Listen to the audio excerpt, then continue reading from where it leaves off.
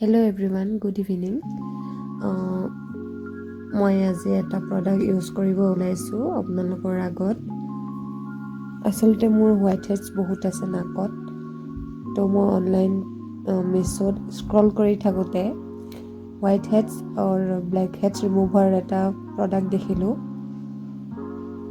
তো ভাবিলোঁ এইটো অৰ্ডাৰ কৰি এবাৰ ট্ৰাই কৰি চাওঁ। তাত 10টা পিচ আহিছে মোৰ। দামটো আপোনালোকক বাৰু মই পিছত জনাম। এইটো লগোৱাৰ আগে আগে মুখখন ফেচখন ফেচ ৱাছ দি ক্লিন কৰি ল'লোঁ। তাৰপিছতে তাত হাউ টু ইউজত লিখা হৈ আছিলে যে নাকটো অলপ ৱেট কৰি ল'ব লাগিব, তেতিয়াহে আঠাটো লাগি ধৰিব। তো নাকটো অলপ তিয়াই আহিলোঁ আৰু এতিয়া এইটো এৰাই পেলাই কেয়াৰফুলি য'ত মোৰ হোৱাইট হেডছ আছে তাত মই লগাকৈ ভালকৈ লগাই ল'ম। লগাই লৈ টেপ টেপ কৰি দিব।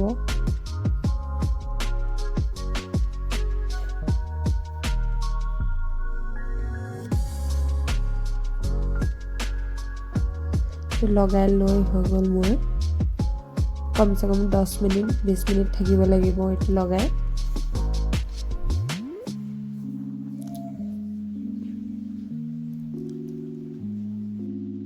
এইটো এতিয়া মই এৰাই দিম কেয়াৰফুলি। এইটো এৰাওঁতে বহুত কষ্ট পাইছোঁ দেই মই।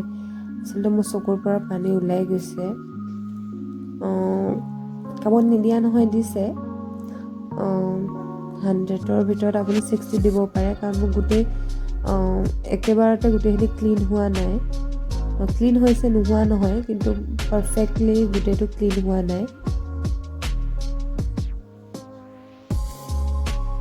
সেয়া ঘূৰাই দিলোঁ, চকু পানী ওলাই গৈছেগৈ।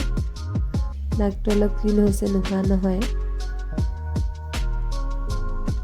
তো যদি এইটো আপোনালোকে ল'ব বিচাৰে, আপোনালোকৰ যদি হোৱাইট হেডছ ব্লেক হেডছ আছে আপোনালোকে ল'ব পাৰে। মিছতে পাব, হোৱাইট হেডছ ৰিমুভাৰ বুলি চাৰ্চ কৰিলে পাব।